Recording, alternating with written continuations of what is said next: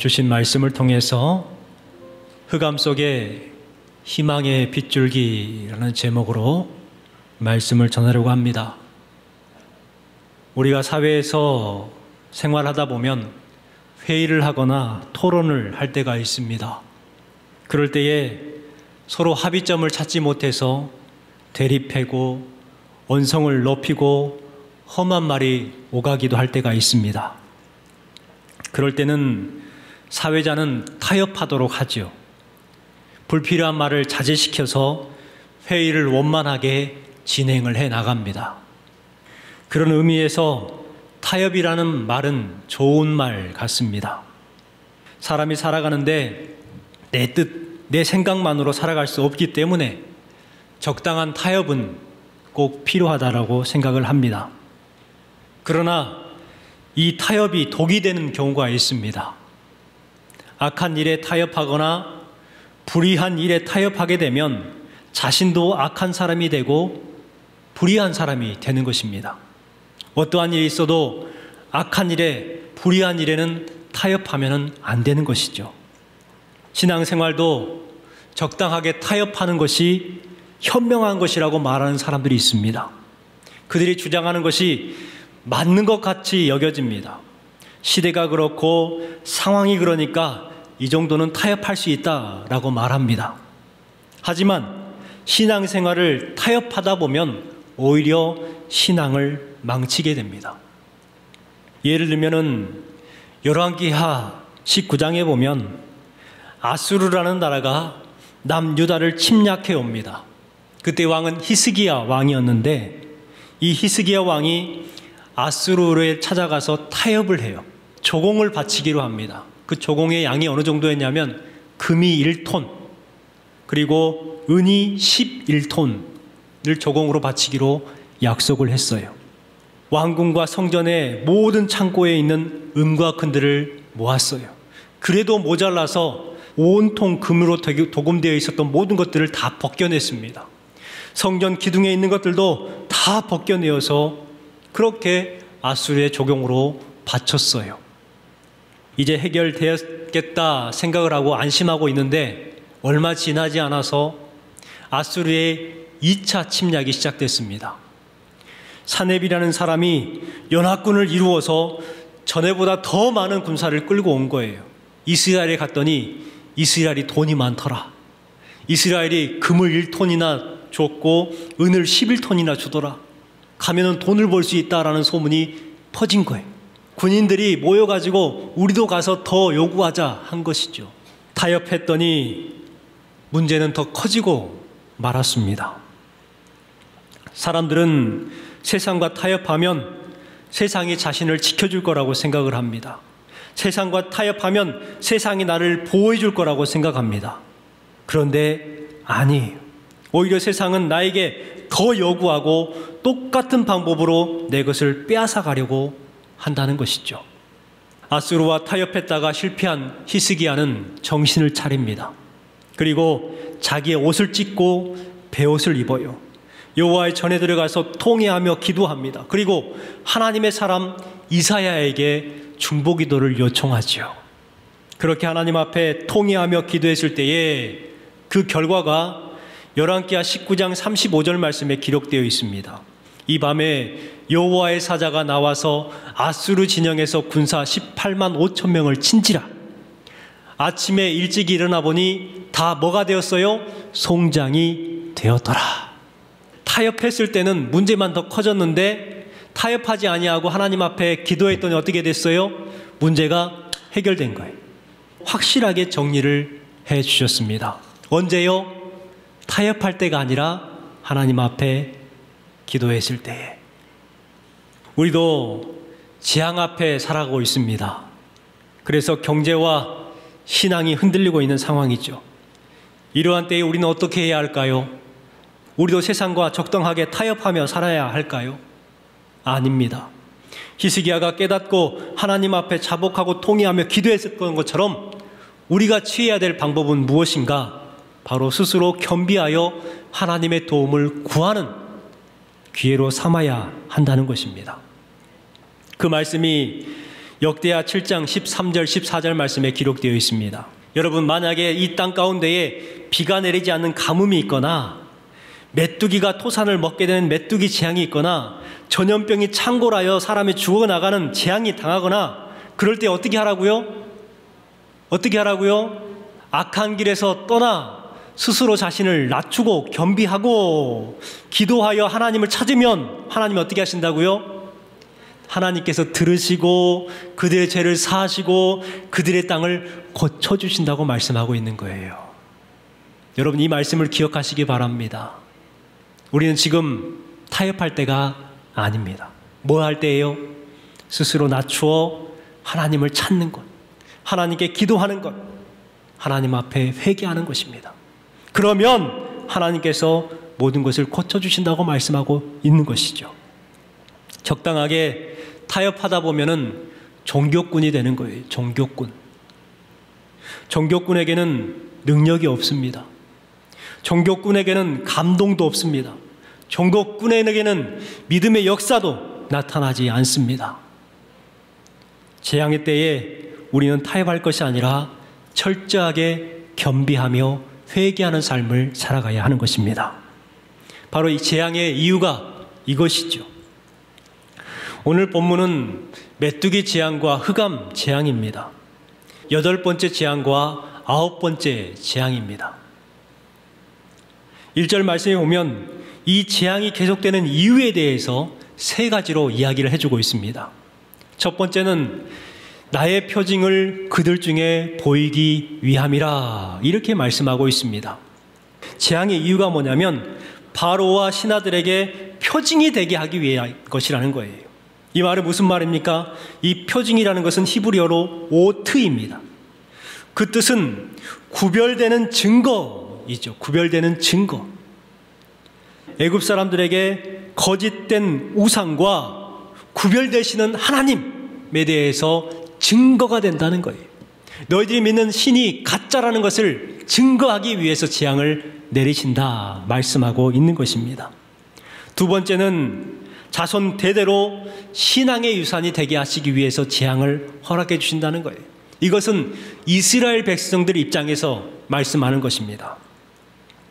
말씀에 보면 내 아들과 내 자손의 귀에 전하게 하기 위함이라 라고 말씀합니다. 여러분, 후손들에게 출애굽을 시켜주신 하나님을 증거하고 간증할 수 있게 만들어주신다는 거예요. 그때 하나님께서 어려웠지만 재앙을 통해서 우리를 출애굽시켜주셨다. 그분이 바로 하나님이다 라고 뭐 한다고요? 간증하게 한다는 거예요. 여러분, 이스라엘 백성들에게는요 간증거리가 있어요. 우리 성도들에게도 간증거리가 있어야 돼요. 하나님을 체험하면서 하나님의 은혜를 경험했던 간증거리, 나는 이런 하나님을 경험했어 라고 자신 있게 말할 수 있는 간증거리가 있어야 되는 거예요. 혹시 여러분, 나는 간증거리가 없는데, 나는 간증할 만한 게 없는데 라고 생각하십니까? 아니, 찬송가 288장에 보면 이런 찬양이 있죠. 예수로 나의 구주 삼고 성령과 피로써 거듭나니 이 세상에서 내 영혼이 하늘의 영광 누리도다. 이것이 나의 찬송일세. 나 사는 동안 끊임없이 구주를 찬송하리로다. 할렐루야. 여러분, 이것이 여러분의 간증이 되시기 바랍니다. 예수님을 나의 구주로 삼은 것, 성령과 피로써 거듭난 것, 이것이 우리의 간증이에요. 하나님께서 나에게 엄청난 로또에 당첨되게 했다. 여러분, 이것은 간증거리가 아니에요. 하나님이 나를 구원해 주셨다. 나를 거듭나게 해주셨고 천국 백성 되게 해주셨다. 이것이 우리의 간증이 되는 줄 믿습니다. 세 번째는 하나님을 아는 영원한 기념이 되게 하시기 위해서 재앙을 내리신다고 말씀합니다. 너희는 내가 여호와인 줄을 알리라. 이렇게 말씀하고 있죠. 호세아 선지자도 이렇게 말합니다. 우리가 여호와를 알자. 힘써 여호와를 알자. 하나님을 알아야 한다는 거예요. 하나님을 힘써 알아야 한다는 거예요. 왜 하나님을 알아야 될까요? 하나님을 알아야 살기 때문에 그렇습니다. 하나님을 알아야 치유받고 구원을 받을 수 있기 때문에 계속해서 알아라고 말씀하고 있는 거예요. 이 알다라는 단어의 히브리어는 야다입니다. 이 야다는 하나님을 깊이 있게 아는 것, 부부의 관계처럼 깊이 아는 것을 말을 하는 단어가 야다입니다. 왜 그렇게 계속해서 알라고 이야기를 하고 계실까요? 하나님을 알아야 살기 때문에 그래요. 하나님을 알면 우리는 미신적인 신앙에 빠지지 않을 수가 있습니다. 하나님을 모르면 자꾸 엉뚱한 샤머니즘적 신을 섬기게 돼요. 하나님을 섬기는데 우상처럼 섬기게 된다는 거예요. 요즘 문제가 된 혼합주의 신앙, 이것에 빠지지 않을 수가 있어요. 하나님을 바로 알면 다원주의가 됐든 혼합주의가 되었든 이런 모든 것들에 빠지지 않을 수가 있어요. 그런데 모르면 어떻게 돼요? 미신적인 신앙에 빠져버리고 혼합주의에 빠져버리게 되고, 산을 올라가는데 이리 가나 저리 가나 꼭대기만 올라가면 되지 않겠느냐는 다원주의 그 원칙에 빠져버리게 되는 거예요. 하나님을 모르기 때문에. 하나님은 분명 우리에게 말씀하셨습니다. 너는 나 외에 다른 신을 섬기지 말라. 여러분, 하나님을 힘써 알아가시기를 주님의 이름으로 축원합니다. 하나님께서 바로와 애굽 신하들에게 내 백성을 보내라 요구합니다. 본문 4절 5절 말씀을 같이 한번 읽어보겠습니다. 네가 만일 내 백성 보내기를 거절하면 내일 내가 메뚜기를 내 경내에 들어가게 하리니 메뚜기가 지면을 덮어서 사람이 땅을 볼 수 없을 것이라. 메뚜기가 내게 남은 그것 곧 우박을 면하고 남은 것을 먹으며 너희를 위하여 들에서 자라나는 모든 나무를 먹을 것이며. 이스라엘 백성들을 보내라 요청을 했는데 거절하면 메뚜기 재앙을 통해서 너희 땅을 치겠다 경고하십니다. 이 메뚜기의 재앙은 무서운 재앙이죠. 지난번에 우박 재앙이 있을 때에 하늘에서 우박이 내려서 모든 식물들을 상하게 만들었어요. 지금도 먹을 것이 없는 시대에 살아가고 있는 애굽 백성들에게 메뚜기 재앙은 심각한 거예요. 메뚜기가 와서 어떻게 한다고 그래요? 모든 것을 다 먹어치운다고 말하죠. 그런데 메뚜기가 얼마 정도로 많이 오느냐? 땅을 볼 수 없을 정도로 온다는 거예요. 온통 메뚜기만 보인다는 것이죠. 그 정도로 심각한 메뚜기 재앙을 보낸다라고 말하고 있습니다. 이 말을 들은 바로의 신하들은 무서워서 벌벌 떱니다. 그리고 바로에게 이렇게 말하죠. 바로의 신하들이 그에게 말하되 어느 때까지 이 사람이 우리의 함정이 되리이까? 그 사람들을 보내어 그들의 하나님 여호와를 섬기게 하소서. 왕은 아직도 애굽이 망한 줄을 알지 못하시나이까? 여러분, 애굽이 어떻게 됐다고요? 애굽은 망했습니다.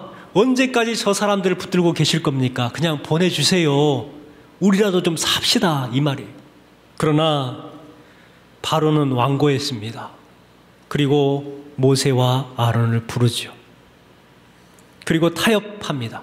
그런데 이 바로의 타협 안에는 함정이 있었어요. 8절 말씀에 보면 이렇게 이야기합니다. 바로가 그들에게 이르되 가서 너희 하나님 여호와를 섬기라. 갈 자는 누구냐? 너희는 하나님 여호와를 섬기라고 분명히 이야기했어요. 가라고 그랬어요. 그런데 갑자기 뒤에 뭐라고 해요? 갈 자는 누구냐라는 거예요. 몇 명만 필요하냐? 예배를 드리는데 몇 명만 있으면 되냐라는 거예요. 모두 다 보내줄 것이 아니라 몇 명만 보내주겠다고 이야기를 합니다. 우리도 얼마 전까지 설교자와 방송 관련자 20명 미만까지는 허용한다라고 했습니다. 예배 최소 인원이죠. 그렇게 예배를 드리는 것 인정해 주겠다. 다른 것은 인정을 하지 않겠다라고 이야기했었습니다. 이상한 것은 지금은 3단계죠. 그런데도 이 공간의 20%까지는 허용을 해줘요. 왜 그때는 2.5단계였는데 안 된다고 했는데 지금은 3단계 더 높은 단계임에도 불구하고 허용을 해주고 있는 것일까요? 매뉴얼이 있을까요? 없을까요? 매뉴얼이 없어요. 바로가 바로 그와 같은 요구를 하고 있는 것입니다. 너희들이 다 가는 것보다는 몇 사람만 대표해서 예배를 드려라. 몇 사람만. 다른 사람들은 그냥 이곳에 머물고 몇 사람만 내가 몇 프로까지는 허용을 해주겠다. 지금 그렇게 이야기를 하고 있는 것입니다. 바로의 이 타협에는 함정이 숨어 있었습니다. 첫 번째는 믿음의 가정을 파괴하는 함정입니다. 그냥 아빠만 가서 예배를 드리고 오라는 거예요. 나머지는 그냥 여기에 있겠다는 거예요. 아빠만 대표해서 예배를 드리고 오라고 그러는 거예요. 지금은 코로나 시대니까 힘들어. 나만 대표해서 갔다 올 테니까 너희들은 그냥 집에 있어라. 여러분, 이것은 뭐예요? 믿음의 가정을 파괴하는 거예요. 어느 누가 만나는 하나님을 경험하고 내가 듣는 것이 아니에요. 우리 모두가 각자 개인이 하나님을 만나야 하는 것이죠. 그런데 개인적인 하나님의 만남을 방해하는 것입니다. 이것은 엄청난 함정이 있는 것이죠. 세 번째는 하나님 백성 되는 것을 방해하는 함정이 있었습니다. 출애굽을 방해하는 거예요. 그럴듯한 함정으로, 그럴듯한 타협으로 하나님 백성 되는 것을 계속해서 방어하고 있었습니다. 우리는 이 바로의 함정을 알아야 합니다. 지금 우리가 살아가고 있는 이 세상 가운데는 바로의 함정이 너무나도 많아요. 수없이 우리를 유혹하며 타협하고 그냥 적당하게 신앙생활하도록 만들고 있습니다. 계속해서 요청을 하고 있어요. 바로의 요청은 출애굽기에만 있는 것이 아니라 지금 우리 현실 가운데도 있는 거예요. 뭐 다 갈 필요 있느냐? 대표로 몇 명만 예배를 드려라. 지금은 코로나 때문에 모두가 다 예배를 드릴 수 없으니까 뭐 최소 인원 20명 이하로만 드려라. 여러분, 바로의 요구가 아닐까요? 모세는 하나님을 예배하는 일에는 타협할 수 없기에 바로의 요청을 단번에 거절합니다. 9절 말씀을 같이 한번 읽어보겠습니다. 모세가 이르되 우리가 여호와 앞에 절기를 지킬 것인즉 우리가 남녀노소와 양과 소를 데리고 가겠나이다. 우리가 남녀노소와 양과 소를 데리고 가겠나이다 라고 이야기를 합니다. 모세는 이렇게 타협하지 아니하고 단호하게 말을 하는데 우리는 어떻게 하고 있습니까? 수도권의 어떤 목사님의 탄식의 시입니다. 이런 시죠. 아버지, 겨우 숨만 쉬고 있습니다. 모든 활동이 중지되었습니다. 아무것도 할 수 없어 숨만 쉬고 있습니다. 이 목사님의 마음이 그냥 숨만 쉬고 있는 것 같은 거예요. 아버지, 주일날 설교자만 덩그러니 강단에 홀로 서 있습니다. 그래도 이게 어디냐 스스로 위로하며 숨만 쉬고 있습니다. 대충 걸치고 앉아 TV를 시청하는 것으로 예배를 때우고 있습니다. 아버지, 겨우 숨만 쉬고 있습니다. 여러분, 이 목사님의 탄식처럼 우리는 지금 숨만 쉬는 신앙생활을 하고 있지 않을까요? 겨우 숨만 쉬고 있는 것. 왜 우리가 겨우 숨만 쉬고 신앙생활을 해야 할까요? 타협했기 때문입니다. 물론 타협이 필요할 때가 있습니다. 그러나 믿음에는 타협이 있어서는 안 됩니다. 타협하다 보면 결국은 겨우 숨만 쉬는 신앙생활을 할 수밖에 없는 것이죠. 모세가 타협을 거절하자 바로는 화를 냅니다. 협박합니다. 10절 말씀, 11절 말씀을 읽겠습니다. 바로가 그들에게 이르되 내가 너희와 너희의 어린 아이들을 보내면 여호와가 너희와 함께함과 같으니라. 보라, 그것이 너희에게는 나쁜 것이니라. 그렇게 하지 말고 너희 장정만 가서 여호와를 섬기라. 이것이 너희가 구하는 바니라. 이에 그들이 바로 앞에서 쫓겨나니라. 모세가 모든 사람들과 함께, 가축들과 함께 가겠습니다 말을 했을 때에 바로는 뭐라고 합니까? 그것은 너희에게 나쁜 것이다 라고 말을 해요. 야, 어린아이들이 너희들과 같이 가면 뭐하냐? 가다가 힘만 들어. 그냥 놔두고 가. 어린아이들은 그냥 너희들이 함께 가는 거하고 똑같아. 그러니까 너희들과 같이 가는 건 나쁜 거야. 그렇게 하지 말고 너희 장등들만 가서 하나님을 섬기고 와라. 이것이 너희들이 구하는 거다. 언제 이스라엘 사람들이 그렇게 구했어요. 그런데 바로는요, 그것을 구했다고 말하고 있는 거예요. 말도 하지 않았는데 그렇게 말한 것처럼, 그렇게 요구한 것처럼 그렇게 말하고 있는 바로의 모습을 발견하게 됩니다. 세상은 지금도 적당하게 타협하며 예배하라고 우리에게 요구하고 있습니다. 하나님은 대표해서 몇 명만 드리는 예배를 원하는 것이 아니라 모든 성도가 함께 드리는 온전한 예배를 원하신다는 것입니다. 15절 말씀을 보십시오. 메뚜기가 온 땅을 덮어 땅이 어둡게 되었으며 메뚜기가 우박에 상하지 아니한 밭의 채소와 나무 열매를 다 먹었으므로 애굽 온 땅에서 나무나 밭의 채소나 푸른 것은 남지 아니하였더라. 이렇게 기록하고 있습니다. 아무것도 없는 거예요. 먹을 것이 남아나지 않았어요. 다급해진 바로는 모세와 아론을 부릅니다. 그리고 이렇게 말하죠. 내가 너희 하나님 여호와와 너희에게 죄를 지었으니 이번만 나의 죄를 용서하고 이 죽음만은 내게서 떠나게 하라. 요청을 합니다. 이 말은 무슨 말입니까? 바로가 자신의 잘못을 자복한 거예요. 모세는 바로의 요청을 듣고 하나님 앞에 기도합니다. 19절에 여호와께서 돌이켜 강렬한 서풍을 불게 하사 메뚜기를 홍해에 몰아넣으시니 애굽 온 땅엔 메뚜기가 하나도 남지 아니하니라. 여러분, 모세가 뭐 했어요? 기도했어요. 기도했을 때에 강력한 서풍이 불어와서 메뚜기가 한 마리도 남지 않게 하셨다고 말씀하고 있어요. 놀라운 기적입니다. 여러분, 메뚜기 재앙이 기적이 아니라 그 메뚜기를 다 한 마리도 남기지 아니하고 다 보낸 것이 기적 아닙니까? 여러분, 중요한 것은 기도가 문제 해결의 열쇠라는 것입니다. 이것을 꼭 기억하시기 바랍니다. 모세는 그것을 알았어요. 그래서 재앙의 때마다 손을 들고 하나님 앞에 기도했습니다. 또한 모세는요, 자신을 위해서 기도한 것이 아니라 왼수였던 바로와 애굽 백성들, 애굽 땅을 위해서 기도했다는 거예요. 모세의 기도는 바로 헤세디의 기도였습니다. 하나님의 자비하심을 구하는 기도였죠. 세상 사람들은 지금도 교회를 비난하고 조롱합니다. 교회 것들, 예수 믿는 것들 하면서 험한 말들을 하기도 합니다. 우리는 어떻게 해야 될까요? 모세와 같이 손을 들어 긍휼의 기도, 자비의 기도를 구했던 것처럼 우리도 지금 이 재앙의 때에 기도의 손을 들어야 하지 않을까요? 그리고 이 땅을 위해서, 이 세상을 위해서, 이 재앙이 떠나갈 것을 위해서 기도해야 하지 않을까요? 왜냐하면 기도해야 문제가 해결되기 때문에 그래요. 문제의 해결의 열쇠는 바로 저와 여러분에게 있는 것입니다. 믿음이 없는 사람들은 이것을 바보스럽게 생각할 수도 있습니다. 재앙은 백신으로 해결돼야지 무슨 기도를 하느냐라고 조롱할 수도 있습니다.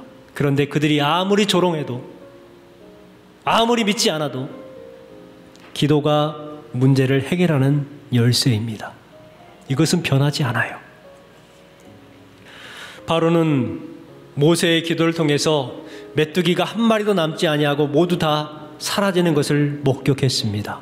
그런데 그 기적을 목격하고도 바로가 변화됐을까요? 안 됐을까요? 안 됐어요. 다시금 완악해졌다고 20절 말씀에 기록하고 있습니다. 이스라엘 자손들을 보내지 않았다고 기록하고 있습니다. 왜 그랬을까요? 분명히 자신이 죄인이라고 고백했고 나를 용서해달라고 요청했는데 왜 바로는 다시금 완악해지는 것을 반복하고 있을까요? 그 이유가 여기에 있습니다. 바로는요, 자복은 했지만 내가 죄를 지었습니다, 나는 죄인입니다 라고 자복은 했지만 뭘 하지 않았어요? 회개하지 않았어요. 자복과 회개는 분명히 다릅니다. 그동안 계속해서 나는 죄인입니다, 내가 잘못했습니다 라고 자복은 했지만 바로는 지금까지 한 번도 회개는 하지 않았어요. 회개는 무엇입니까? 메타 노에노, 그 자리를 돌아서다, 돌이키다. 우리가 흔히들 잘못 가면 어떻게 돼요? 유턴을 하는 거잖아요. 유턴. 이것이 바로 회개. 자복이라는 것은 고백이에요. 그런데 고백으로 끝나버리면 안 된다는 거예요. 회개까지 돌아서야 되는 거예요. 그런데 바로는 자복했지만 돌아서는 회개는 없었어요. 그러니 다시금 죄를 짓는 것입니다. 여러분, 우리는 어떻습니까? 우리도 대부분 자복은 합니다. 자복은 하지만 회개는 하지 않아요. 자복을 해놓고 하나님 용서해 주세요 라고 구해놓고 모든 것을 다 한 것처럼, 회개한 것처럼 생각하는 우리들은 아닙니까? 그러다 보니 우리도 바로처럼 똑같이 다시 죄를 짓습니다. 여러분, 바로가 사는 길, 우리가 사는 길은 회개하는 것입니다. 바로의 완악함을 통해서 하나님께서는 이번에는 경고가 없이 재앙을 내리셨습니다. 그 재앙이 바로 흑암 재앙이죠. 3, 6, 9 이 세 번째, 여섯 번째, 아홉 번째는 경고 없이 바로 재앙을 내린 거예요. 바로의 완악함 때문에 애굽 온 백성들이 고통을 당합니다. 신하들의 부탁에도 불구하고 그의 고집을 꺾지 않습니다. 여러분, 하나님 앞에 교만한 사람, 주변의 사람들은요 고생할 수밖에 없어요. 특별히 가족들이 얼마나 고생을 합니까? 교만한 사람 옆에 있는 가족들은요 너무너무 힘든 거예요. 이제 애굽 온 땅에 흑암 재앙이 시작됐습니다. 아무것도 보이지 않습니다. 이 흑암 재앙은 단순히 우리가 알고 있는 월식이나 일식이 아니에요. 그냥 희미하게 보이는 그런 정도가 아니라 더듬어야 알 수 있는 재앙, 그 흑암이라고 말씀하고 있습니다. 그러나 23절 말씀을 같이 읽겠습니다. 그동안은 사람들이 서로 볼 수 없으며 자기 처소에서 일어난 자가 없으되 온 이스라엘 자손들이 거주하는 곳에는 빛이 있었으라. 아멘. 온 이스라엘 자손들이 거주하는 곳에는 빛이 있었다는 거예요. 그렇습니다. 하나님의 백성이 있는 곳에는요 하나님의 빛이 많은 거예요. 여러분, 이것을 믿으시기 바랍니다. 골로새서 1장 13절에 보니까 그가 우리를 흑암의 권세에서 건져내사 그의 사랑의 아들의 나라로 옮기셨으니 속량 곧 죄사함을 얻었도다. 흑암의 권세에서 우리를 어떻게 했다고요? 건져냈다는 거예요. 에베소서 5장 8절입니다. 너희가 전에는 어둠이더니 이제는 뭐예요? 주 안에서 빛이라. 빛의 자녀처럼 행하라. 우리를 흑암의 권세에서 건져내셔서 무엇이 되게 하셨어요? 주님 안에서 빛이 되게 하셨어요. 빛의 자녀가 되게 하셨단 말이에요. 그러면 우리는 뭐가 되는 거예요? 빛인 거예요. 여러분, 세상은 탐욕과 욕심 때문에 점점 어두워지고 있습니다. 이 어두워져가는 이 세상 가운데 우리는 무엇을 해야 할까요? 바로 흑암 속에 희망의 빗줄기가 되어야 합니다. 제가 이번 휴가 때에 신안에 있는 어떤 섬을 가게 되었습니다. 동기 목사님이 그곳에서 목회를 하고 있어서 그곳에 갔는데 이제 돌아오는 길에 밤이었어요. 바다니까 아무것도 안 보이는데 가끔 환하게 비추는 빛들이 있었어요. 뭐냐면 부딪히지 말라고 거기에다가 이제 불을 환하게 켜놓은 것이죠. 그러면 배는 그것을 보고 이쪽 저쪽, 요즘에는 내비게이션이 있어가지고 다 간다고 하지만 그래도 빛을 해놓은 곳은 뭔가 이유가 있겠죠. 여러분, 그 빛이 얼마나 밝은지 참 감사하더라고요. 저 빛이 저렇게 감사하구나. 그렇습니다. 우리가 흑암 속에 살아가고 있지만 우리가 각각 거하는 곳에서 한 줄기 희망의 빛이 된다면 얼마나 좋을까요? 여러분은 누구십니까? 흑암 속에 희망의 빗줄기들입니다. 이 사명을 감당하심을 통해서 여러분의 가정 가운데 하나님의 영광의 빛이 가득하고 여러분이 거하는 모든 곳에 하나님의 영광의 빛으로 충만하시기를 주님의 이름으로 축원합니다.